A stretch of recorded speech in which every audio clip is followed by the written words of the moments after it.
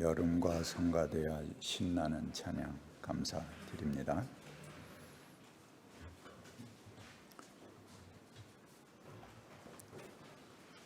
지난주에 제가 우리의 몸을 구성하는 원소들이 어디서 왔는가 하는 것을 이 과학적으로 이 말씀을 통해서 규명해 보았습니다. 이 주기율표 설교를 여러분들이 들으시면서 매우 힘들어 하시는 것 같아서 제가 설교를 도중에 서둘러서 마무리해 버렸습니다. 근데 한 교우께서 예배 후에 의기소침해 있는 제게 용기를 주셨습니다.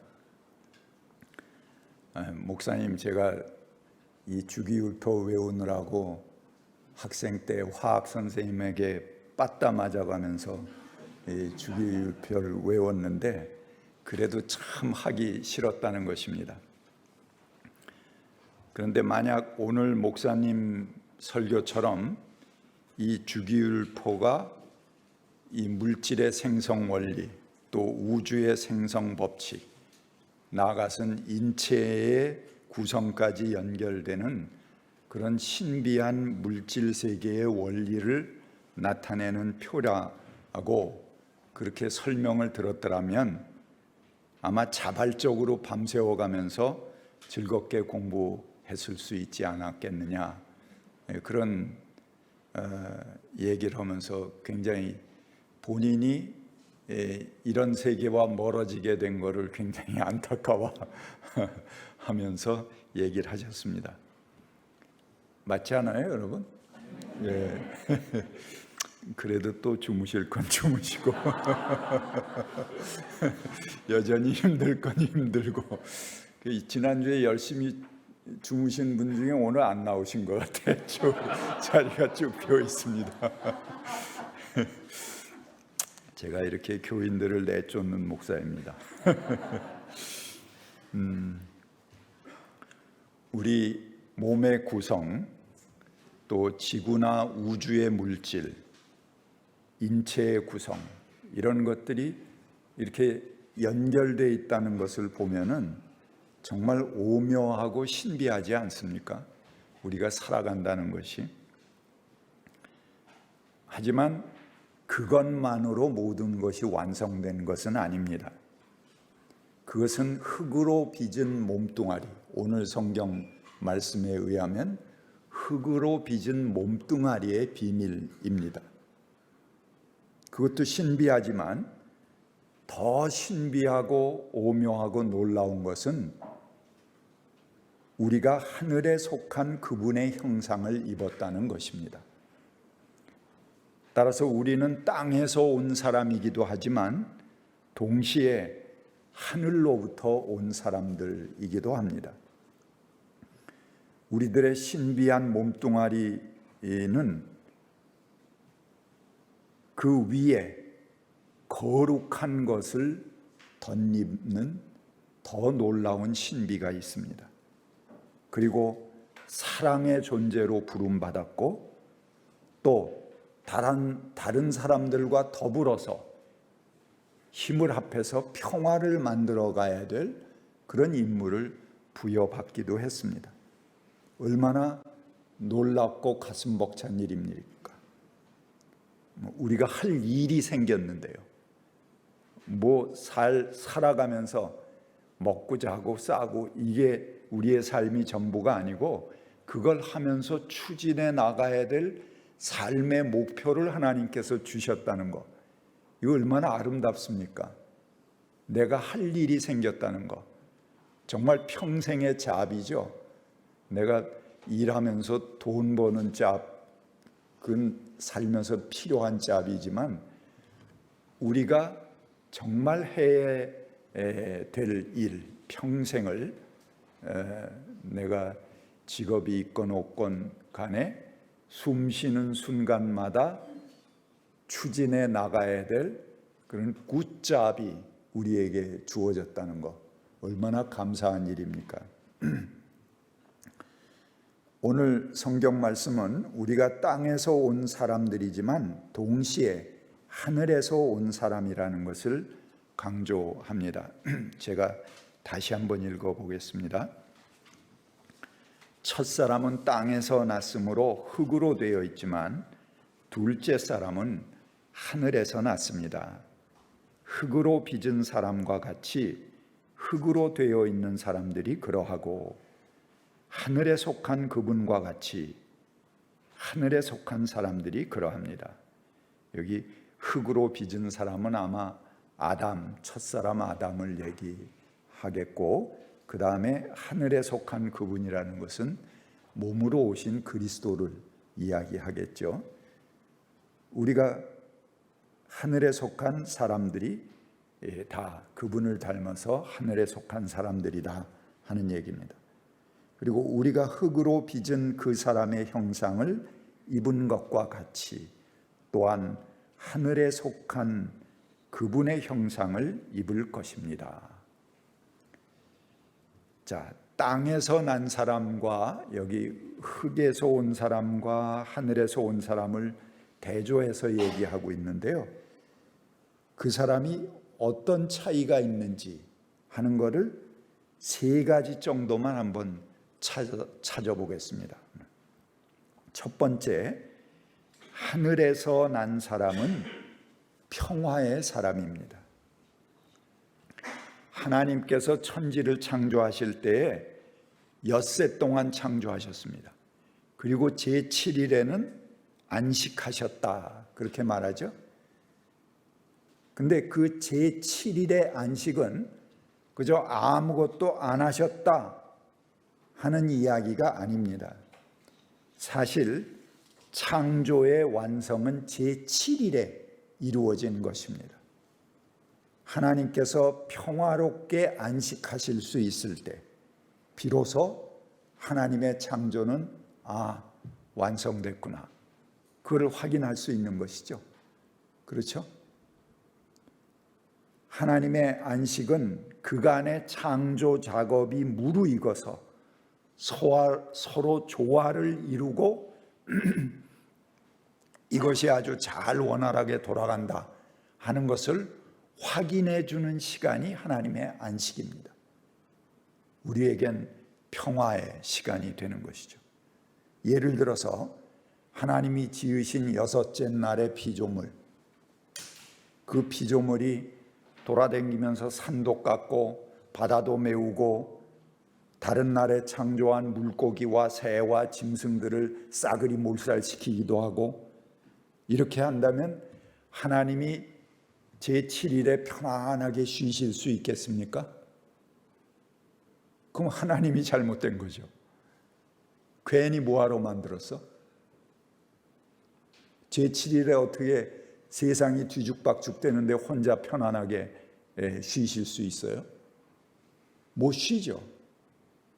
그래서 마지막 일의 날의 안식이라는 것은 그동안의 모든 창조를 완성하는 창조입니다. 모든 것이 평화롭게 돌아가는구나, 조화롭게 돌아가는구나 하는 것이 확인돼야지 하나님의 창조가 완성되는 거 아니겠습니까? 그렇기 때문에 안식은 창조의 완성입니다. 그래서 제 손자 이름을 제 아들하고 며느리가 할아버지 손자 이름 좀 지어주세요. 근데 아들은 김씨고 우리 며느리는 이씨예요. 둘 성이 하나씩 들어가게 해주세요. 그래서 제가 이름을 김이래 이렇게 지었습니다. 이렛날의 창조다. 또 여호와 이래 준비하신다, 이제 그런 의미도 있고요. 그래서 김이래 그렇게 지었습니다. 이 이렛째 날의 창조가 모든 것을 완성하는 창조입니다. 그것이 이렛째 날에 안식이 빠진다면 그는 불완전한 창조예요. 그건 창조가 아닙니다. 실패한 창조가 되는 것입니다. 하나님의 형상대로 지음받은 인간도 마찬가지입니다. 일이 우리들의 전부가 아닙니다. 마지막 날에 아주 평화로운 안식을 위한 존재가 바로 우리들입니다. 엿새간의 일에 초점을 맞춘다면 어떤 목표를 이루기 위해서 기계적이고 도구적인 그런 인간론이 나오게 될 것입니다. 그러나 창조의 완성을 하나님의 안식에 초점을 맞춘다면 우리 인간은 일하는 도구가 아닙니다. 그리고 자신의 행복과 평안을 충분히 누려야 하는 존재가 되는 것입니다. 삶의 차원이 달라지는 것이죠. 주 5일제 논의가 나올 때 보수적인 기독교 학자들이 나서서 반대했습니다. 왜? 성서에 하나님이 엿새 동안 일하고 일일째 날에 쉬라고 그랬지 닷새 일하고 이틀 쉬어라 이렇게 안 했다는 거죠. 그래서 이거 하나님의 말씀을 어기는 거다 그러고 기를 쓰고 반대했어요. 이럴 때 젊은이들은 어떻게 하죠? 헐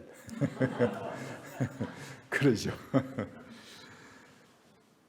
성경을 문자적으로 해석하는 데서 오는 오류입니다. 본래 그 의미를 보지 못하고 문자적으로만 보는 거죠. 우리 부모들은 때로 자녀들에게 말합니다. 우리가 너희들을 위해서 희생했고 해달라는 거 다 해줬고 무엇이 부족하냐? 그러고 부모들이 얘기합니다. 자녀에게 먹을 것, 입을 것, 필요한 것 다 제공해 줬는데 물론 그 부모로서 큰 일이죠.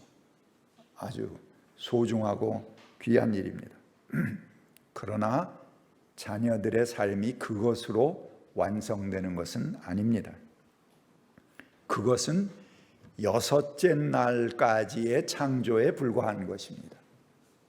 마지막 1회째 날에 창조가 중요한 것이죠. 진짜 중요한 것은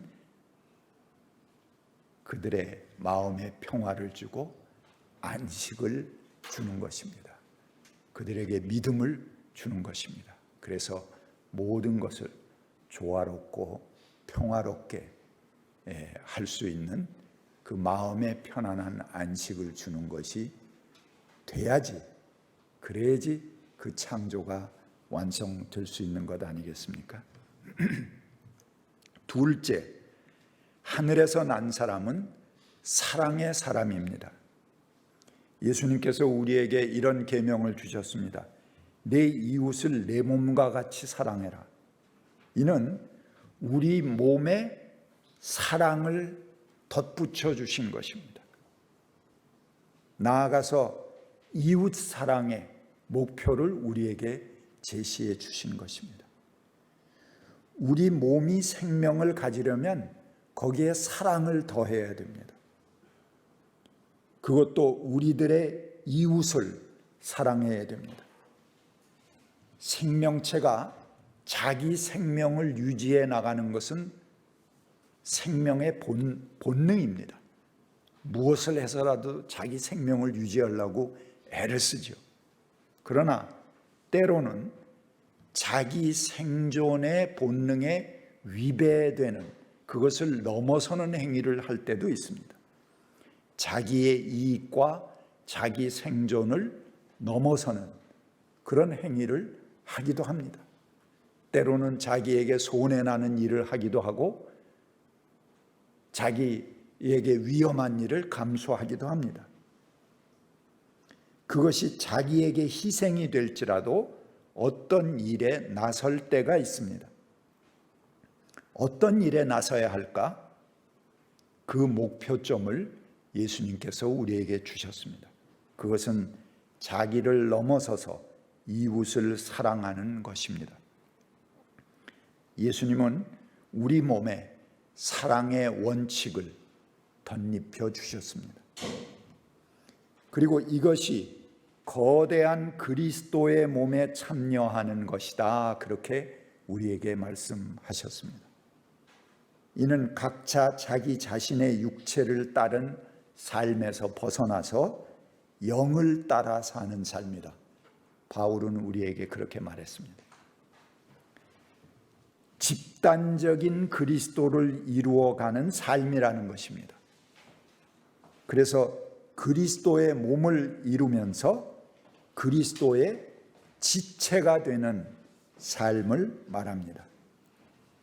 월터 윙크라고 하는 신학자는 그리스도의 몸은 여러 개인들의 오합지졸 같은 집밥이 아니라 유기적인 통일체, 한 영역, 현재적 존재의 차원, 생성되어가는 질적 특성이다. 그렇게 말했습니다. 다시 한번 제가 읽어보겠습니다. 그리스도의 몸은 여러 개인들의 오합지졸 같은 집합이 아니라 유기적인 통일체, 한 영역, 현재적 존재의 차원, 생성되어가는 질적 특성이다. 역동적으로 나 혼자 떨어진 게 아니고 너와 내가 만나서 엮고 생성하고 그것을 실타래처럼 묶어가면서 새로운 삶의 차원을 만들어가는 그 집단적인 차원이 그리스도의 몸이다. 그리스도의 생명이다. 그렇게 표현하는 것입니다. 이 세상의 지배체제는 우리를 비인간화시키려고 노력합니다. 돈을 쌓아놓는 몰이에 저마다 몰두하게 만듭니다. 너 이웃 살펴보고 괜히 네 생명의 본능에 역행하는 일 하려고 애쓰지 마라. 네가 잘 살면 되지. 열심히 벌어서 열심히 쌓아놔라. 이거를 우리에게 명령해 줍니다. 이것이 세상이 우리에게 주는 질서입니다. 우리에게서 사랑을 빼앗아가는 것이죠. 사랑할 기회를 없애버리는 것입니다. 너 언제 사랑하려고 그래? 그런 건 꿈꾸지도 마. 그냥 내 본능에 충실해. 너 많이 벌어야지. 많이 쌓아놔야지. 그거면 된 거야. 그게 이 세상이 우리에게 요구하는 질서입니다. 그러나 사랑은 그런 것이 아닙니다. 그것은 나와 주변의 이웃들을 돌아보고 연대하고 살피고 그들과 함께 집단적인 그리스도의 몸을 이루어가면서 새로운 삶의 차원을 서로 엮어서 만들어내는 그 역동성입니다. 그것이 그리스도의 몸, 그분의 몸이 아직까지도 살아서 움직이는 거대한 그리스도의 몸을 이루어가는 원리인 것입니다. 사랑 없이는 그 집단적인 그리스도의 몸은 형성되지 않습니다. 나 자신의 몸뚱아리를 넘어서서 거대한 그리스도의 몸에 참여하게 만드는 것입니다. 셋째, 하늘에서 난 사람은 거룩한 사람입니다. 늘 하나님과 소통하기에 힘쓰는 사람을 말합니다. 고린도전서 3장 16절에 보면 이렇게 말합니다. 여러분은 성령의 전입니다. 6장 13절은 이렇게 말합니다. 몸은 주님을 위해 있는 것이며 주님은 몸을 위해 계십니다. 또 고린도전서 6장 19절 20절은 이렇게 말합니다. 몸은 성령의 전이다. 그래서 우리 각자 스스로의 몸은 하나님께로부터 받은 것이니 개인에게서 난 것이 아니다. 개인의 소유물이 아니다는 것이죠. 그리고 우리 몸은 하나님께서 값을 치르고 사신 것이니 너희 몸으로 영광을 돌려라. 그렇게 말합니다. 바울은 우리의 몸을 성전이라고 말합니다. 이 주장은 유대교가 중심으로 삼는 성전 희생제도, 그것과의 단절을 의미합니다. 유대교의 상징인 성전은 이제 우리 몸으로 대치됩니다. 영적인 제사, 우리 몸의 산 제사가 유대교를 대체한 새로운 종교의 중심에 자리한다는 것입니다. 만일 예수가 단 한 번에 모두 우리의 죄를 도말시키시고 우리를 죄로부터 자유롭게 하기 위해서 돌아가셨다면 성전은 이제 불필요한 것이죠. 그 죄진 것마다 뭐 이 죄는 뭐 양을 드리고 이 죄는 소를 드리고 이 죄는 뭐 곡식을 이렇게 해서 번거롭게 드리던 그 희생 제사를 싹 한 번에 예수의 몸으로 전부 속죄하셨고 단번에 제사로 끝내버리셨습니다. 그러니 그런 제사를 드리는 성전은 이제 필요 없다는 것입니다. 그가 돌아가셨을 때 예수께서 십자가에 달릴 때 성전 지성소 앞에 있는 장막이 위에서부터 아래까지 찢어져 내렸습니다. 이는 성전의 권능이 끝났다는 상징적인 표현입니다.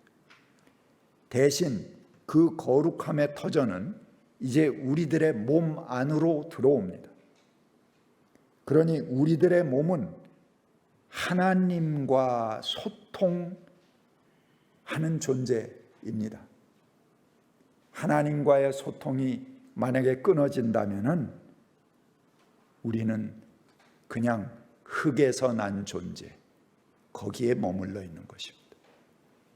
하늘에서 난 존재, 영적인 존재, 그리스도의 거대한 몸에 참여하는 존재가 되는 것은 하나님과의 소통, 하나님과의 만남을 통해서 그분의 거룩하신 뜻을 받드는 지체들이 되어갈 때 그리스도의 커다란 몸이 되는 것입니다. 자녀들에게 저마다 좋은 것을 제공하지만 더욱 중요한 것은 그 위에 자녀들에게 보다 높은 가치들, 사랑과 정의, 믿음으로 안내하는 것입니다. 우리 몸은 여러 원소들로 구성되었습니다. 하지만 물질 자체는 우리에게 어떤 방향도 제시하지 않습니다. 아무 말도 하지 않습니다. 우리 몸에 타고난 인자들이 빛을 발하려면 위대한 가치들, 그것은 편안한 안식과 행복, 자신의 이기심을 뛰어넘는 사랑, 하나님과의 소통으로 우리의 몸이 거룩한 가치를 갖게 하는 것입니다. 지난주에 주보에는 주기율표를 싣더니 오늘은 또 웬 돼지들을 이렇게 잔뜩 실어. 그 뭐 아름다운 그림이라고 아마 여러분들이 속상하실지도 모르겠습니다. 그 우리 여기 프로젝트가 딱 돼 있으면은 제가 이렇게 슬라이드로 그냥 보여드리면 되는데 그게 없어서 이렇게 주보에다가 이렇게 표시를 하는 겁니다.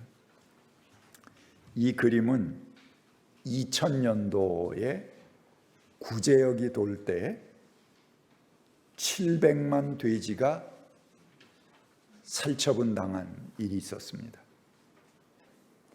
이 동물의 병이 인간에게 감염된 것을 막기 위해서다 그렇게 말하지만 사실 이는 동물 학대에 해당합니다.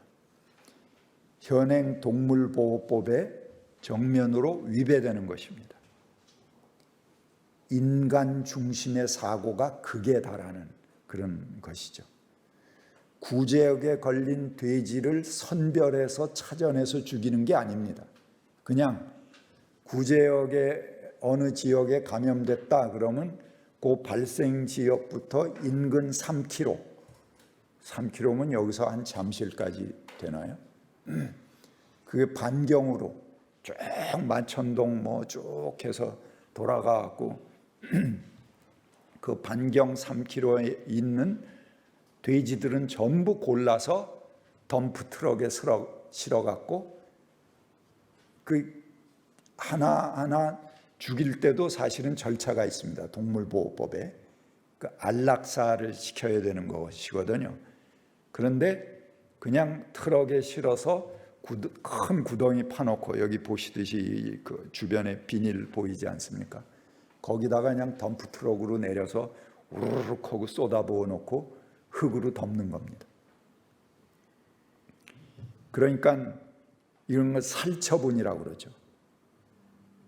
주변에서 일어나는 토양 오염, 또 지하수 오염, 이런 것으로 이어집니다. 임진강이 핏빛으로 변한 그런 적도 있었습니다. 10년간, 그 후 10년간 살처분으로 7천만 두의 생명이 살해되었습니다. 남북한 합한 인구수에 해당하는 것이죠. 그리고 돈도 4조 원이 들어갔습니다. 이렇게 규탄하고 얘기를 하지만 사실은 저도 마찬가지입니다. 오늘 이렇게 청소기를 저쪽에 돌리면서 이 거미들이 많아요. 그 밑에 이렇게. 근데 그거 한 마리 한 마리 골라서 밖에다가 방생해야지 맞는데 그렇게 못하고 그냥 청소기로 확 돌려 버릴 수밖에 없습니다. 안타까웠습니다.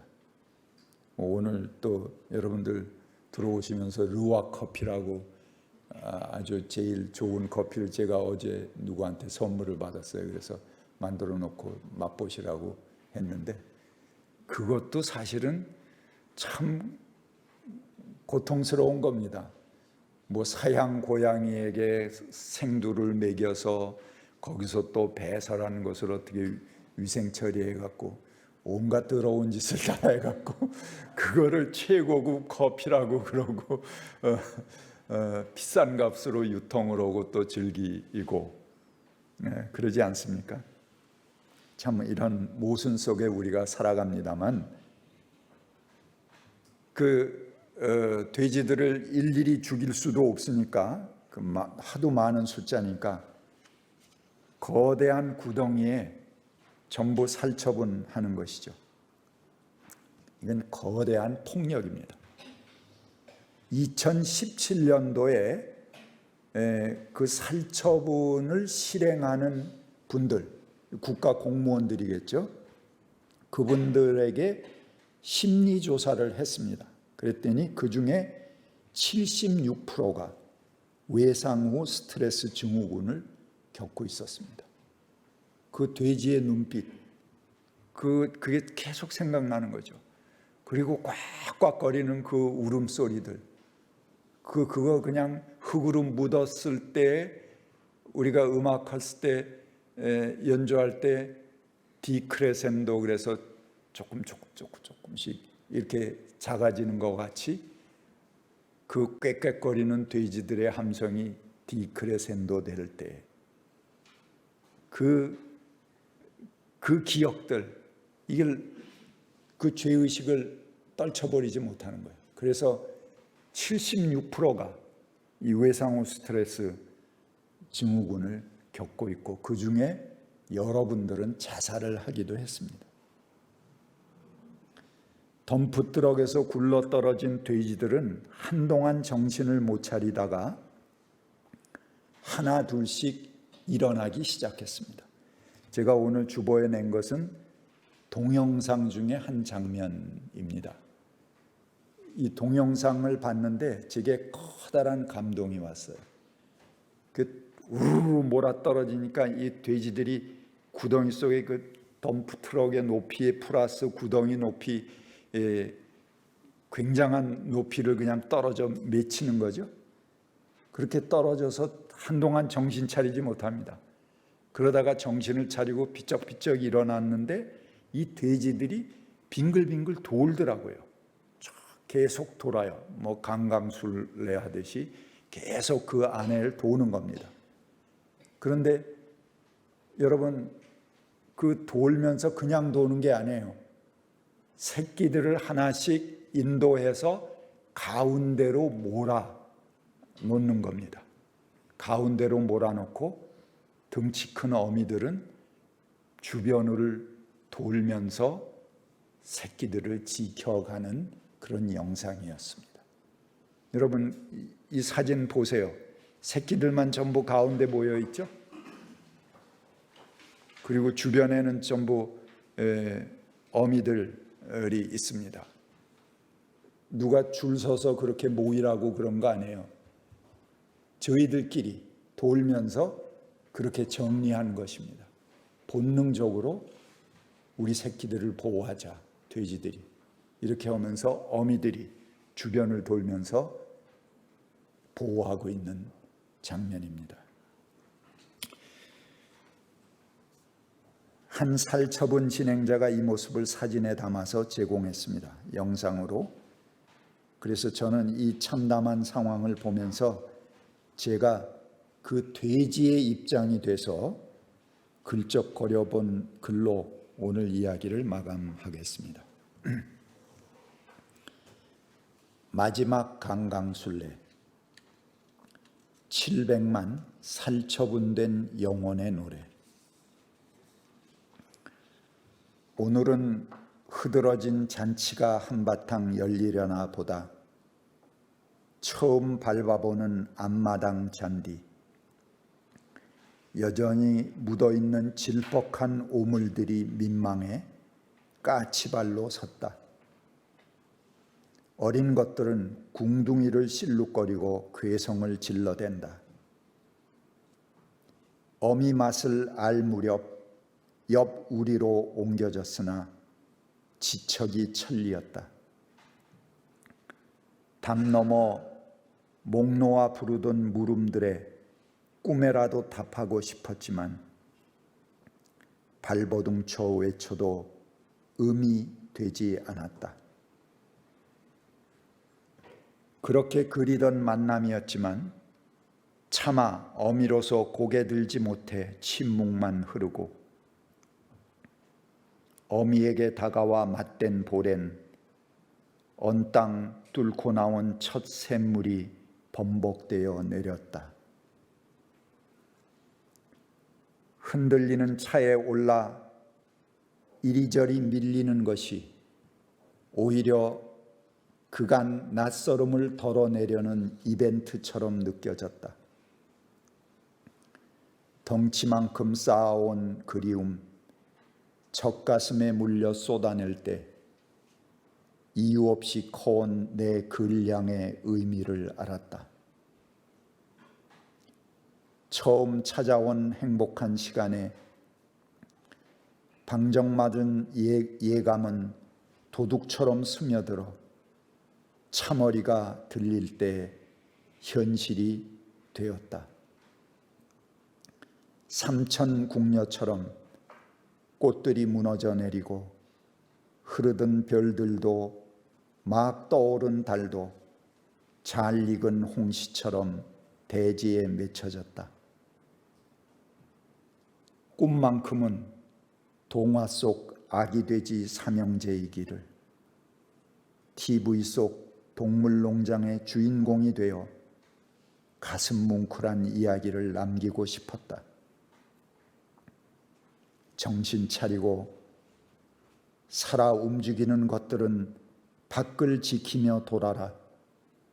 어린 것들은 안쪽으로 밀어넣고 목숨이 다할 때까지 두 눈 부릅뜨고 돌아라. 술래가 돈다. 술래가 돈다. 강강술래 강강술래. 마지막 강강술래는 하늘로 돌며 올랐다. 같이 침묵하겠습니다.